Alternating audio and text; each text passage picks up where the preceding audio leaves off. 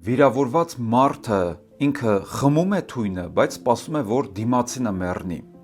Արդյունքում ինքն է թունավորվում։ Վիրավորվածությունը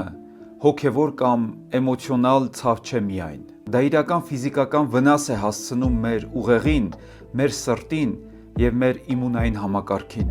Արդյունքում մեր ներսում միանում է մշտական սթրեսի ռեժիմը։ Պատկերացրեք, որ ապրենք մի միջավայրում, որտեղ անդադար միացրած է սիգնալիզացիայի ձայնը, ամբողջ մեր օրգանիզմին, ամբողջ մեր հոգեկան աշխարհին ազդանշան ուղարկելով, որ վտանգ կա, որ սպառնալիք կա, արդյունքում մեր ամբողջ ներաշխարհը լարվում է։